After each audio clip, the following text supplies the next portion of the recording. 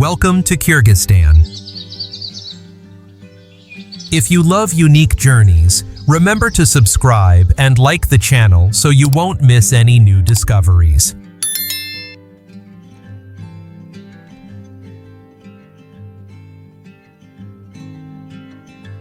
You are stepping into a land that most of the world has never visited. Yet anyone who has experienced it carries an emotion that is difficult to express in words. Here, there are no magnificent artificial wonders, no cities glowing with bright lights, and no grand constructions. Instead, there are stories you cannot find through a few online searches, stories that only appear when you truly set foot into this land.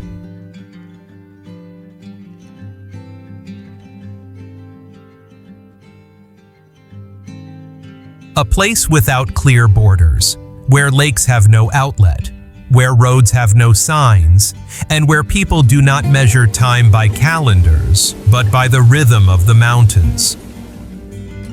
Kyrgyzstan was not born to become a noisy tourist destination. It exists quietly, untouched, and because of that, it has preserved its pure beauty.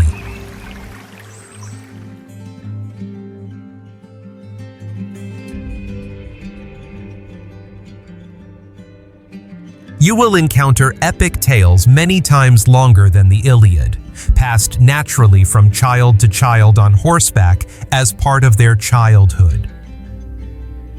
You will step into homes without walls yet filled with family, memories, ancestors, and the spirit of a nation that is changing every day.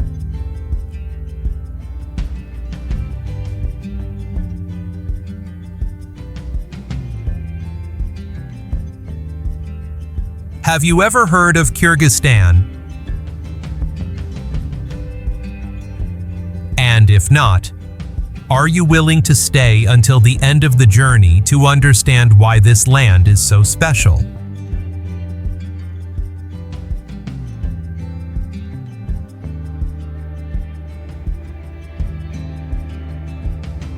Before we begin, let's test your knowledge with a simple question: what is the name of the enormous lake with no outlet to the sea that the former Soviet Union once used to test submarines?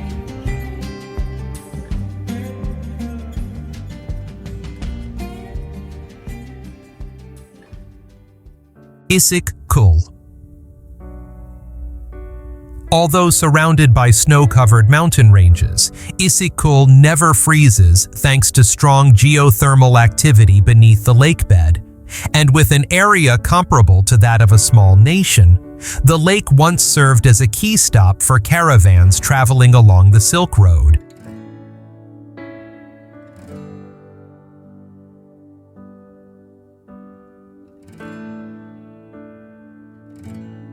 During the Soviet era, the area was strictly restricted and used as a secret testing site for submarines and underwater military equipment.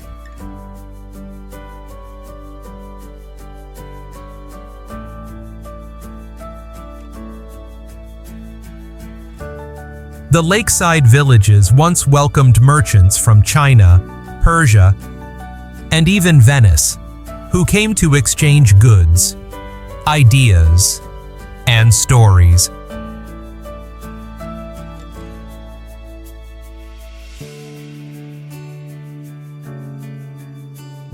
Local people believe that the remains of an ancient city still lie beneath the water, submerged centuries ago after a massive earthquake.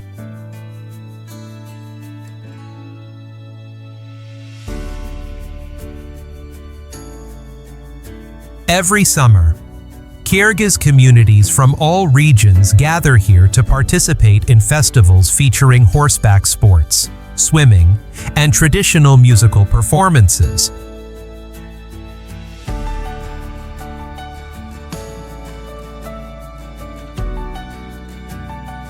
This place is not only a space for rest, but also a repository of collective memory, preserved through stories told beside the firelight.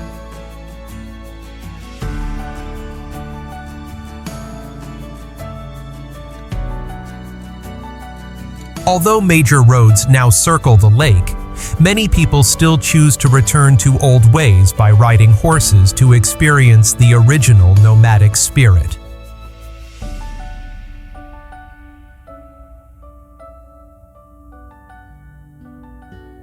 For the Kyrgyz people, the beauty of Issyk-Kul lies not only in its landscape, but also in its connection to time, serving as a vessel of memory and a reflection of their bond with this land.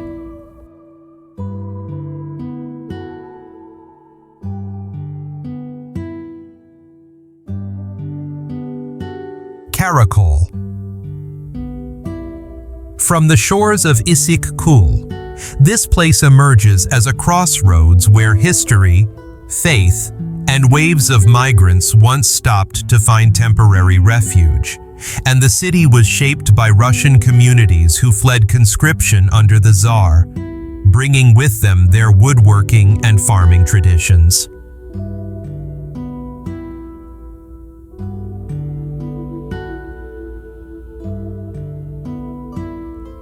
Not long after, the Dungan people, descendants of Chinese Muslims, arrived in Karakol seeking safety after uprisings in northwest China.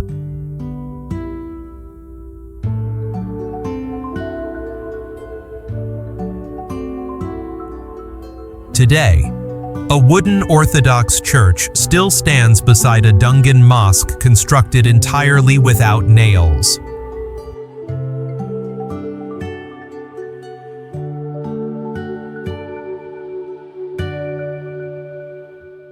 In Karakol, you can see Muslim women in traditional headscarves baking bread right next to stalls selling vodka run by Slavic vendors, and dishes such as lagman, manti, and Arslanbob reflect a cultural blend nurtured not through conflict, but through shared meals.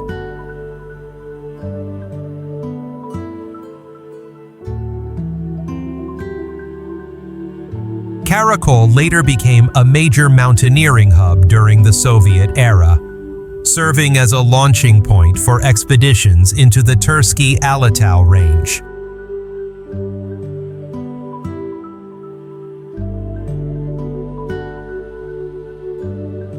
A small museum in the town commemorates the explorer Nikolai Przewalski, who once walked from China to Tibet, crossing these very mountains.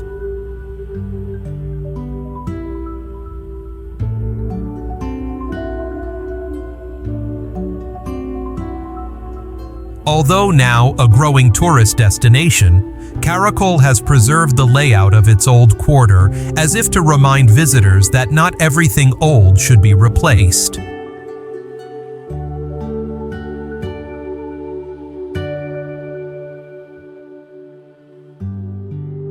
Once a transitional zone between frontier and countryside, Karakol continues to show that communities with entirely different origins can still live together.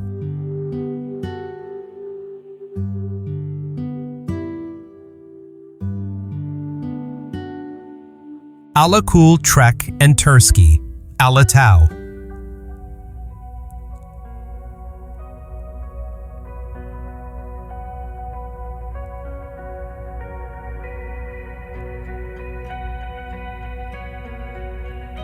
Leaving Karakol, the path leads straight into the Tersky Alay range, where the terrain is both demanding and rewarding for those who choose to venture into it.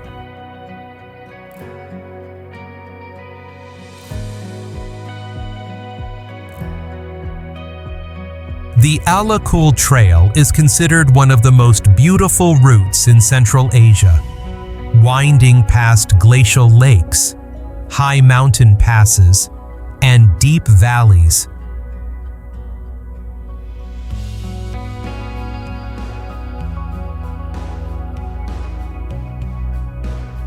There are no supply points or services, only nomadic camps where you can stay in yurts set on the wide, terraced grasslands.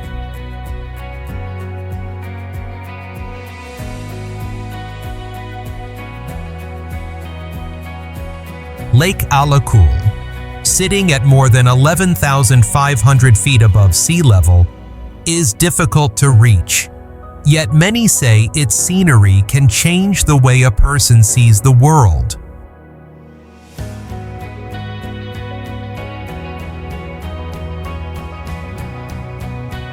Along the way, rock walls that once marked tribal boundaries now serve as natural markers for travelers testing their own limits. And many mountaineers still use Soviet-era maps, not out of nostalgia, but because they were recorded with remarkable accuracy by those who once lived here.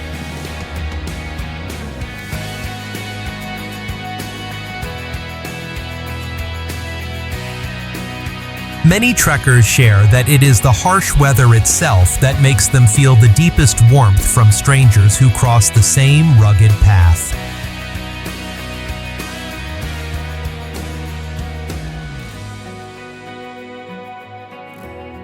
In the Tersky Range, phone signals may disappear, but you receive something far stronger: the feeling of being fully alive.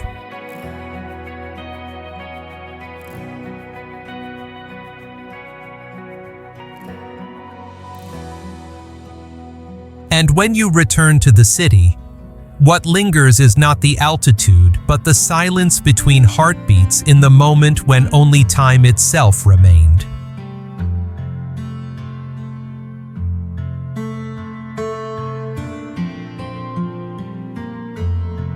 Song-Kul. From the high plateau steppes, the dirt road gradually climbs upward and then dissolves into the grasslands until the lake appears at more than 3,000 meters above sea level. And this high-altitude lake exists only seasonally, not because the water disappears, but because life around it can only resume when winter retreats.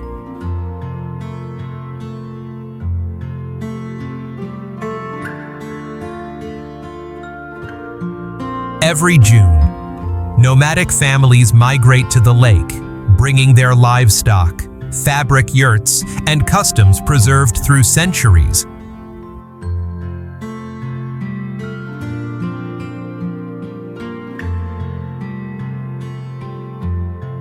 At Song-Kul, there is no electricity, no phone signal, and no one pays attention to time, because only the sun, the horses, and the wind determine the rhythm of life.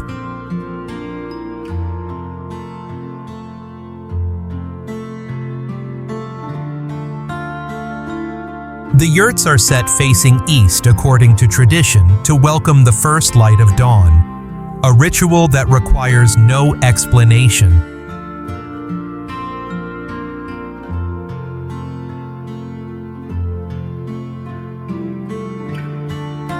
Elders say this place was once a meeting ground for tribes to make peace after many seasons of conflict, because high peaks are often where people find it easiest to yield to one another.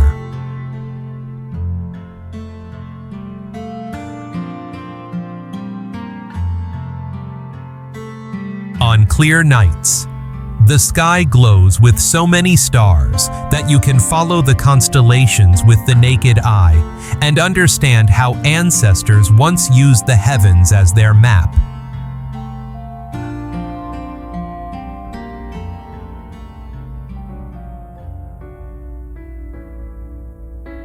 This is not a place for relaxation, but a test of how much silence you can endure and how many comforts you are willing to give up.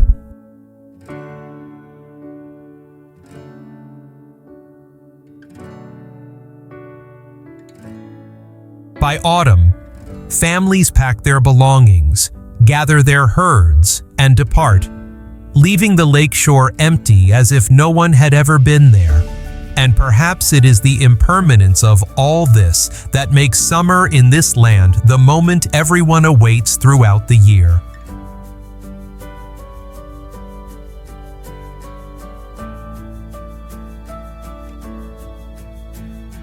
If you enjoyed this journey, do not forget to like and subscribe, completely free for you but incredibly meaningful to us.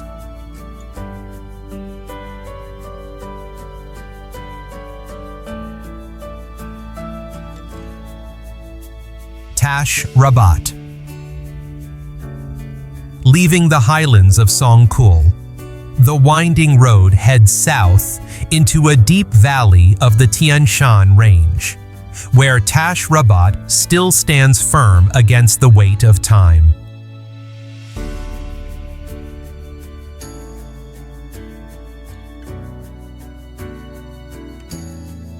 Tash Rabat is not a village, but an ancient Caravanserai, a roadside inn where merchants traveling along the Silk Road once came to rest.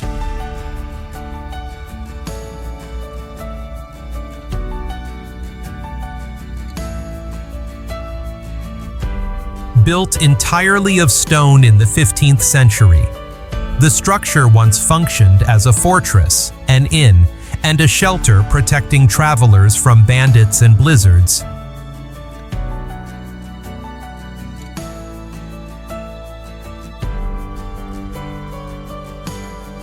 Although far from any modern city, the site lies directly on the historic trade route that once connected China with Central Asia, and historians today still debate its origins, questioning whether it was once a remote Buddhist monastery or a military outpost belonging to an empire that stretched into what is now Xinjiang.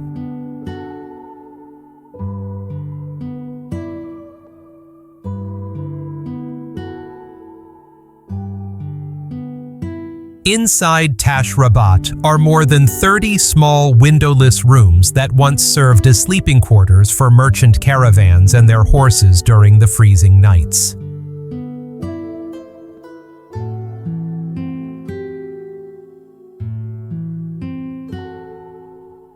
There are no elaborate carvings or grand statues, yet its presence within the mountains feels like a monument built from memories that have never been fully told.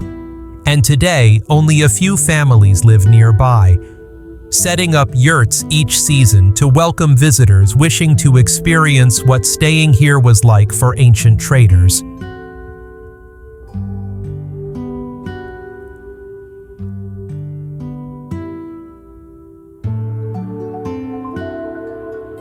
There is no Wi-Fi, no cafe, and no entrance fee, only stone, wind, and a silence carrying hundreds of years of history.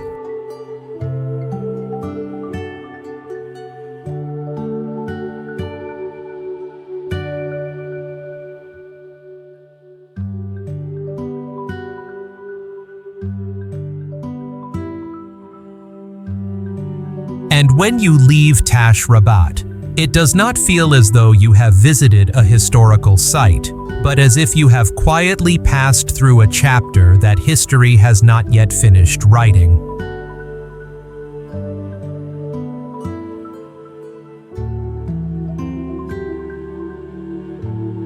From the southern mountains, the journey continues toward Osh, the oldest city in Kyrgyzstan with a history of more than 3,000 years older than Rome.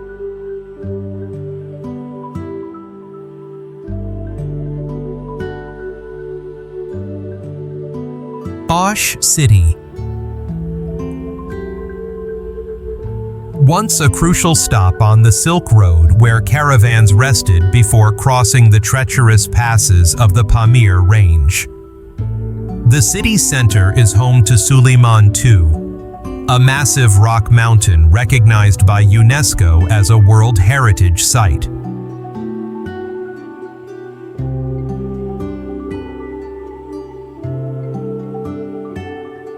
For centuries, women struggling with infertility have climbed this mountain to pray for children according to ancient spiritual traditions.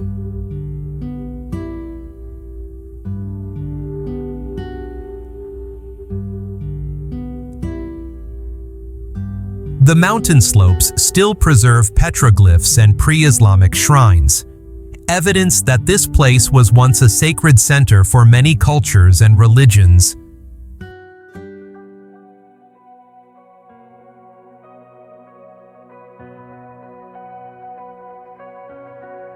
Osh Bazaar, also known as Jama Bazaar, is one of the oldest open-air markets in Central Asia and remains as lively today as it was in the days of caravan trade.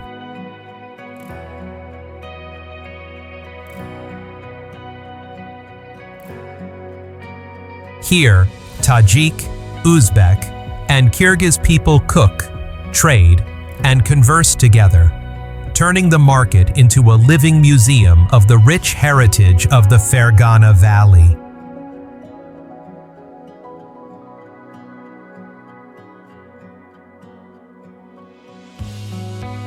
During the Soviet era, Osh was an industrial center, but after independence, the city returned to its role as a cultural crossroads rather than a place of production.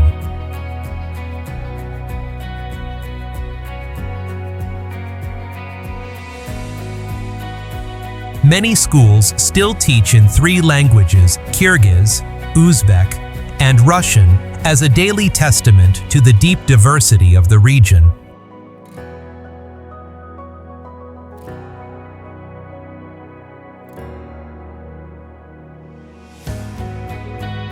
Here, there is no need to choose between past and present because the city has learned to coexist with both without losing anything at all.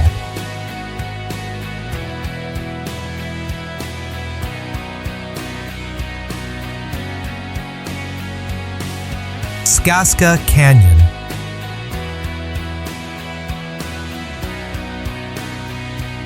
Issyk-Kul. A dry dirt road leads to a place that does not appear on any official map, yet everyone calls it Skazka, meaning fairy tale.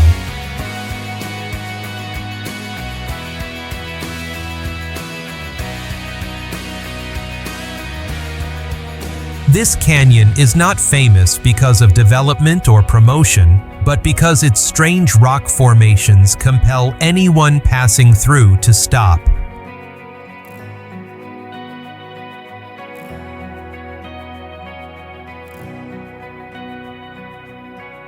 Geologists believe the area was once beneath the surface of an ancient lake, with sediment layers formed over millions of years by wind, water, and time, while locals believe it was once the kingdom of a dragon turned to stone for daring to defy the laws of heaven.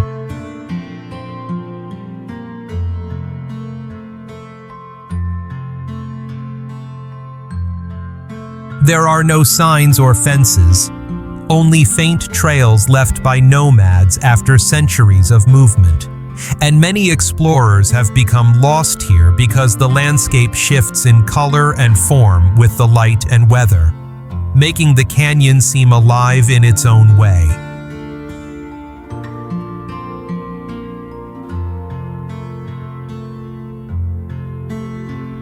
Skazka is clear evidence of the interaction between humans and nature, a place designed by no one yet forcing people to pause and observe.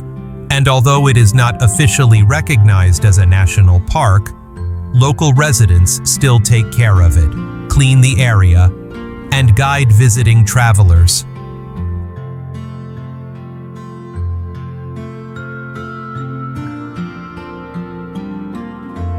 Many filmmakers choose Skazka for post-apocalyptic scenes because the site requires almost no additional set design to create a surreal atmosphere.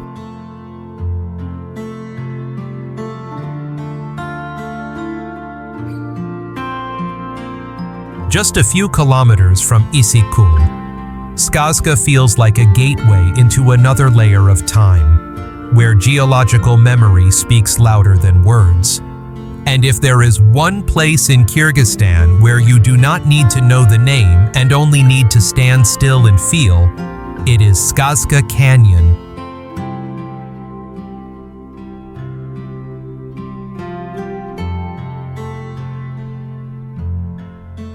Jeti-Ögüz and the Red Cliffs.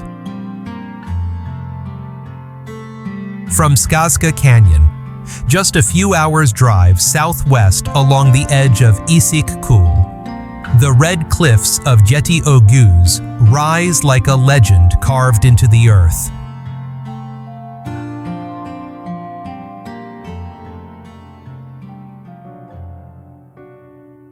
The name Jeti-Ögüz means 7 bulls in Kyrgyz, recalling a tragic tale of betrayal and forgiveness.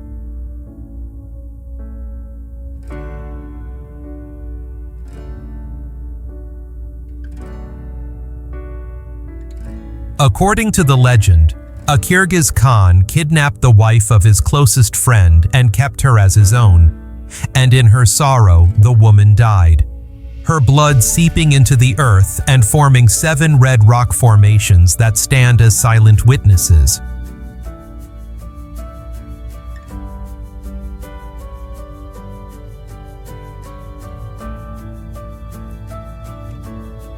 The rocks arranged across the open terraces create a site of cultural pilgrimage rather than a typical sightseeing stop.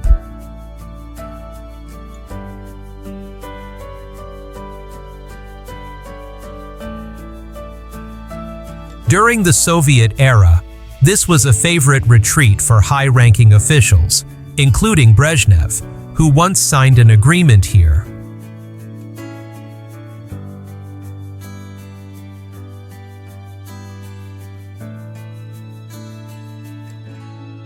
The surrounding area contains many hot springs and health resorts that once formed part of Soviet-style therapeutic systems.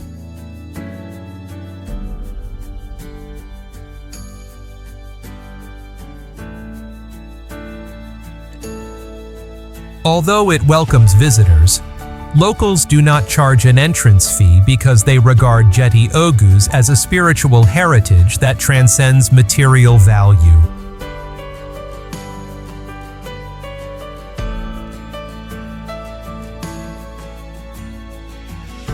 Not far from the main cliffs lies the Broken Heart Rock, a split formation tied to another part of the legend, where love and guilt coexist.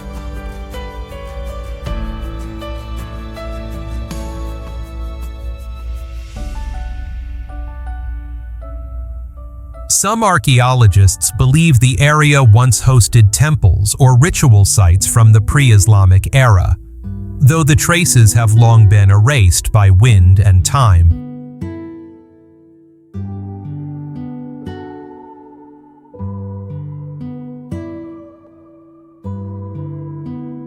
In Kyrgyzstan, there are places meant simply for taking photos, and there are places that exist to remind people why stories are passed down through generations, and Jeti-Ögüz belongs to the latter group.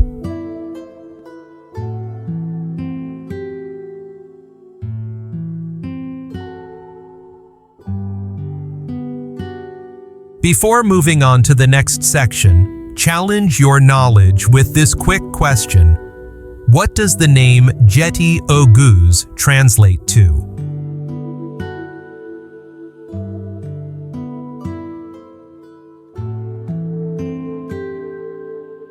Arslanbob Walnut Forest.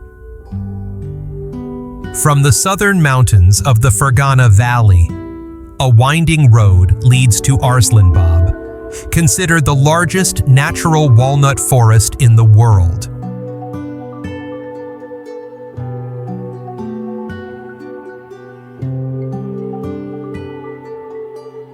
Botanists affirm that the walnut trees here are the genetic ancestors of millions of trees growing across Europe and the Middle East.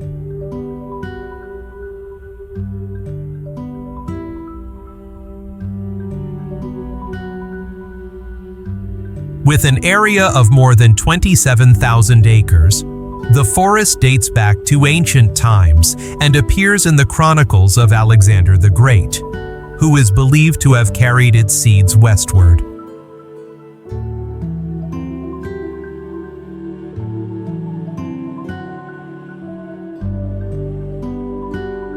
Local people believe that Arslanbob was a gift from a Sufi saint guided by Allah to this land in search of the Tree of Life.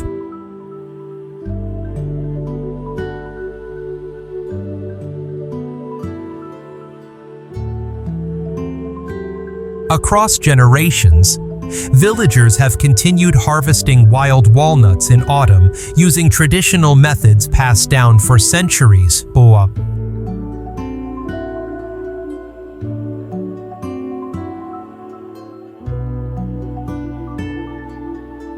Harvesting rites are divided by family and lineage, remembered through oral tradition rather than written records, forming a system based entirely on trust.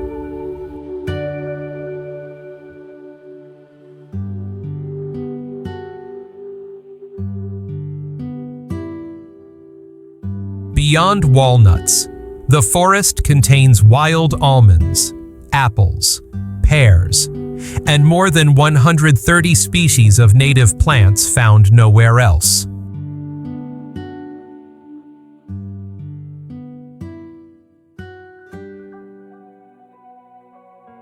During the Soviet era, the area was tightly controlled for export purposes, but after Kyrgyzstan's independence, management was returned to the local community.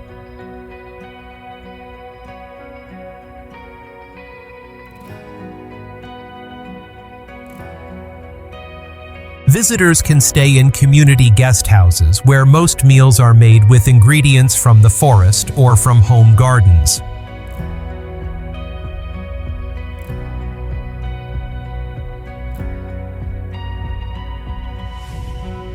In Arslanbob, people do not speak much about conservation. They simply live as if the forest were a member of their own family, and protecting it is a natural instinct.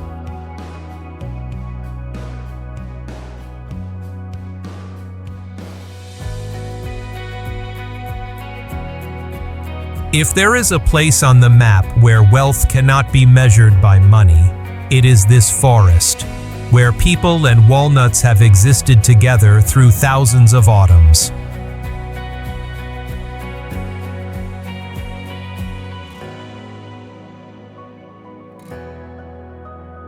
Sary-Chelek Biosphere Reserve. From the Jalalabad Valley, the winding road leads deep into the Chatkal Range and brings you to Sary-Chelek, one of the rarest biosphere reserves in Central Asia.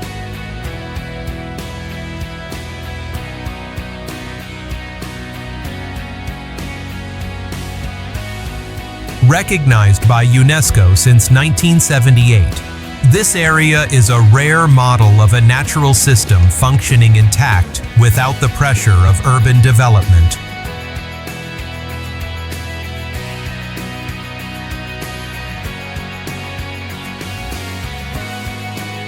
Lake Sary-Chelek, located at more than 1,800 meters above sea level, was formed after an ancient earthquake caused landslides that blocked a mountain stream and created the lake basin.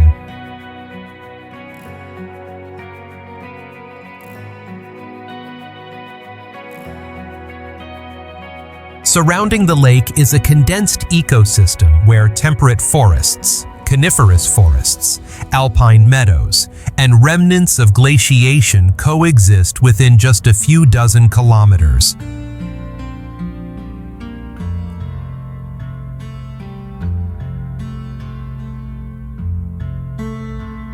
More than 1,000 plant species have been recorded here, many of which are endemic and appear nowhere else beyond this small corner of Kyrgyzstan.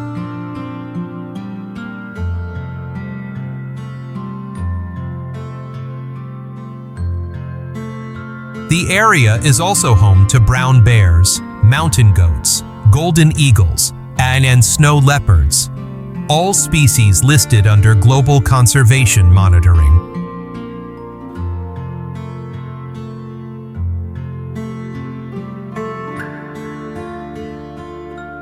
There are no hotels or resorts in Sary-Chelek, only a few biological research stations and eco-guest houses managed by local communities, and visitors must obtain permits to enter the reserve, with all activities strictly following the principle of leave no trace.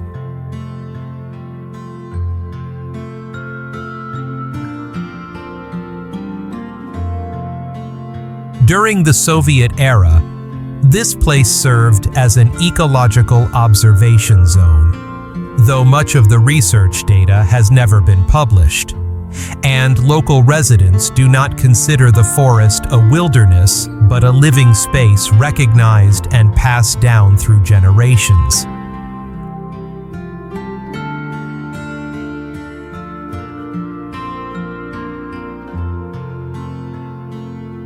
Sary-Chelek is not a place you can explore in a single day.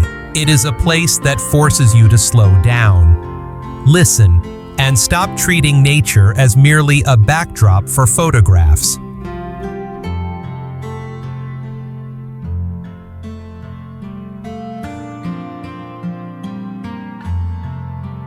Burana Tower. Only about 80 kilometers from the capital city of Bishkek, Burana Tower is one of the oldest surviving remnants of the 10th century Karakol kingdom.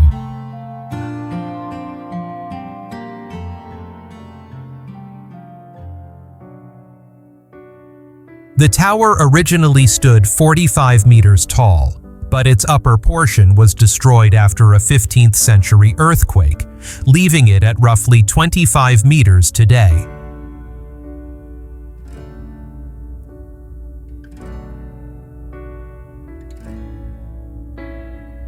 Burana once served as the central minaret of Balasagun, a major medieval city that functioned as the political and cultural capital of the Turkic Muslim tribes.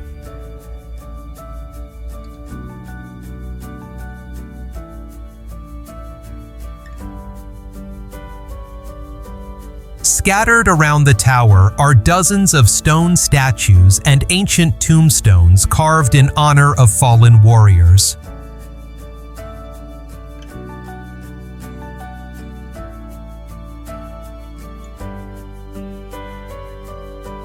Some historians believe the tower served not only a religious purpose, but also functioned as an astronomical observatory and a symbol of political power.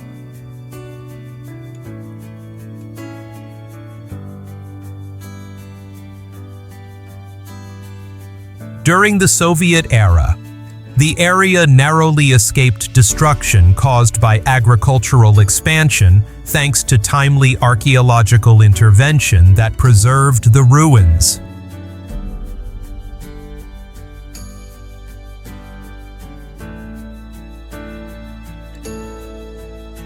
The ancient bricks used to construct the tower are not held together with cement, but with clay and ash, a technique that allows the structure to breathe and withstand earthquakes more effectively.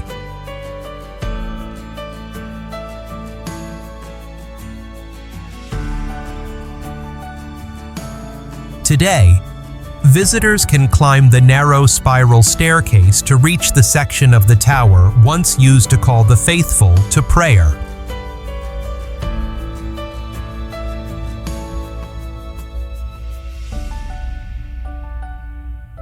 Burana stands as vivid evidence of a time when Kyrgyzstan was a vibrant crossroads of Islamic civilization, nomadic culture, and Eastern empires.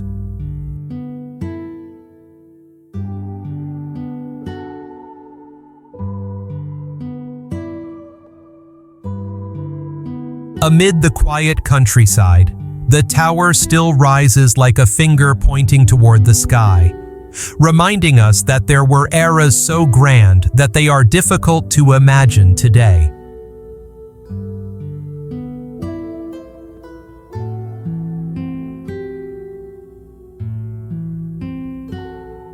Alay Valley and borderlines. From the Alay Mountains, the journey continues south toward the border between Kyrgyzstan and Tajikistan, where the Alay Valley stretches out like a landscape shared by two nations, yet never divided in the memories of their people.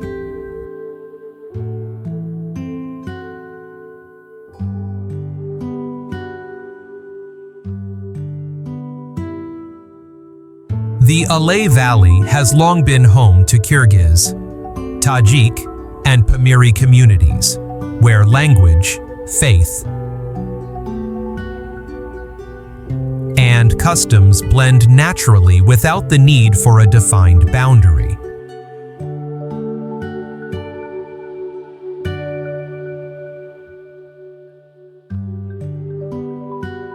After the collapse of the Soviet Union, new borders were drawn as straight lines on maps, but these lines cut across shared farmland, communal wells, and even family cemeteries.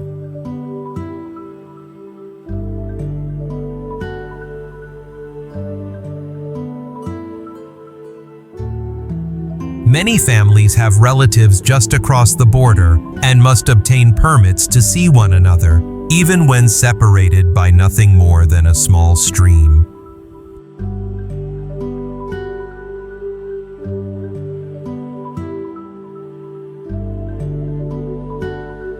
Market gatherings in villages such as Darut Korgan and Sary-Tash once thrived with cross-border trade, but are now disrupted by strict entry regulations.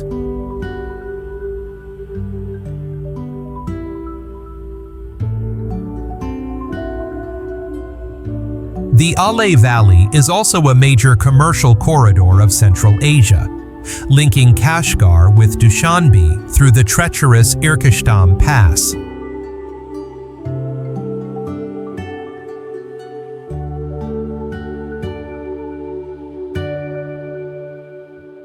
Under Soviet planning, the area was expected to host a strategic railway line, but the project was abandoned, leaving isolated station buildings clinging to the mountainsides.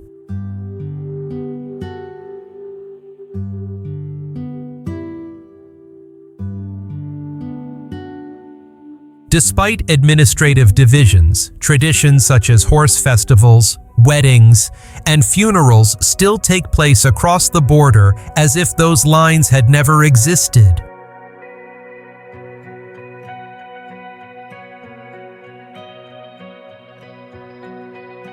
The Alay Valley may not appear in popular travel guides, but it is here that one begins to grasp the deeper question of what truly happens when borders are redrawn.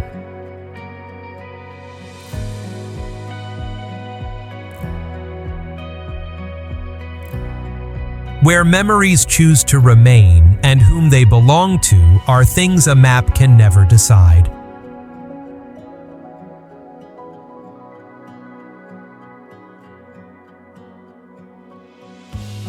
And perhaps nowhere else in Kyrgyzstan demonstrates more clearly the truth that lines on paper are never strong enough to divide what people have lived and preserved together.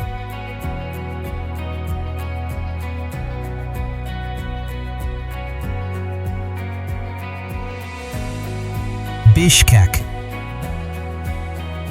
As the journey concludes at the Borderlands, we return to Bishkek, the capital where every movement of national identity reveals itself on each street.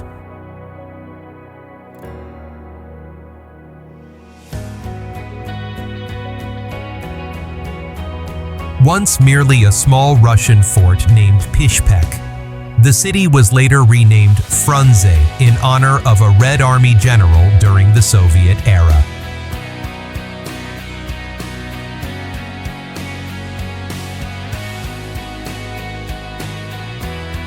After Kyrgyzstan gained independence in 1991, the nation restored the name Bishkek, a change not only in writing but in the reaffirmation of its own identity.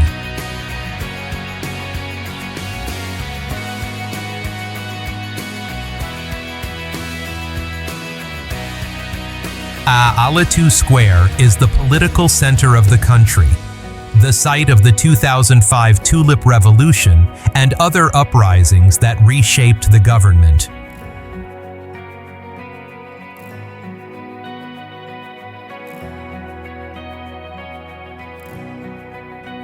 Beside the statue of Manas stand Soviet-era buildings with solid and orderly architecture, reflecting the authority of that period.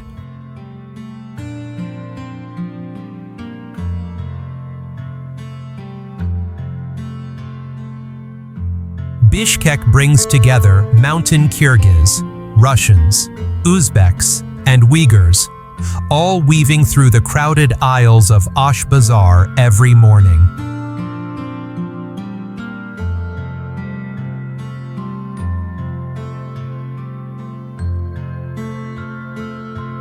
The city is rapidly expanding with new districts, yet aging infrastructure and the Soviet-era power grid still strain under harsh winters.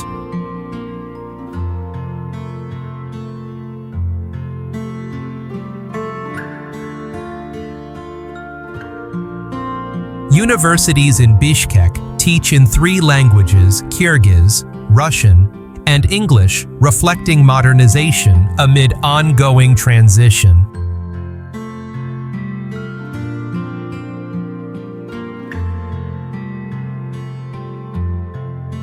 Even as balance remains difficult to achieve, you will not find glittering train stations or futuristic monuments here, but rather the tension between preserving and moving forward.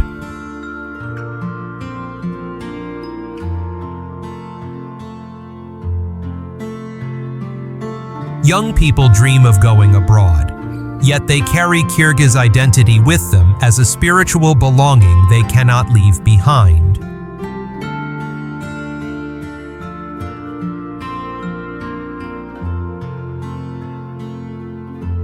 In Bishkek, you do not simply see the future of Kyrgyzstan, you must confront the question of how a young nation moves forward without losing itself.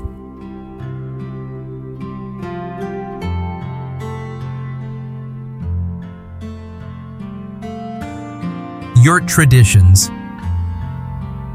No matter how far your journey in Kyrgyzstan takes you, you will eventually encounter the image of a yurt, not as a tourist symbol, but as the root of identity.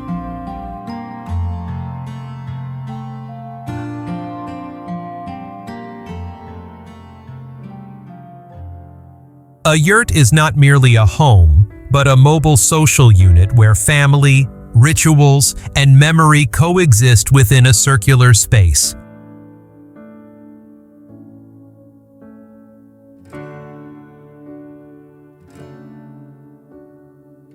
Each yurt is built without nails, using hand-bent wooden frames tied with leather straps, preserving both craftsmanship and the memories of those who built it.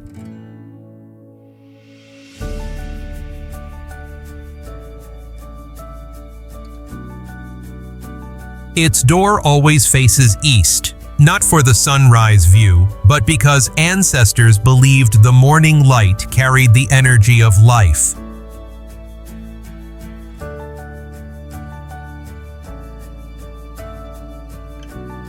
Above it is the smoke hole called the Tunduk, so sacred that it became the central emblem on the Kyrgyz national flag.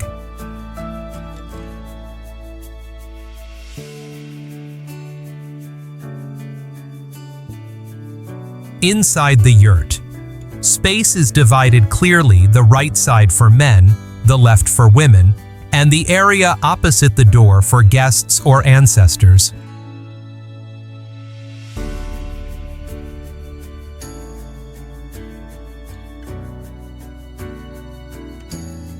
When guests arrive, the hosts will serve kumis fermented maize milk and dried cheese, not as a formality, but because failing to do so is considered disrespectful.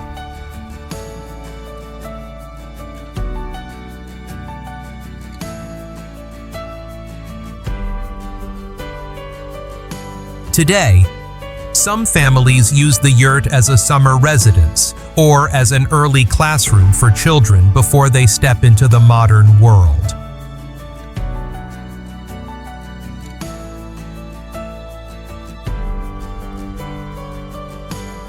Yurt makers are deeply respected for preserving traditional craftsmanship. For while a yurt may last decades, the knowledge required to build one must never be altered.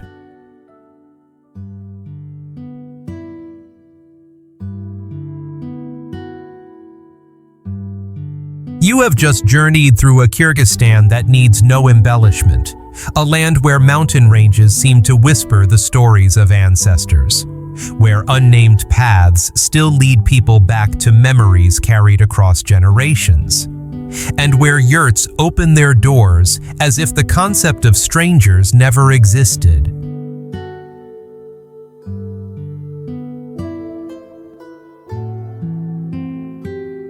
If this journey has given you something worth keeping, please like the video, subscribe to the channel, and share it with someone you would love to accompany you on the next adventure.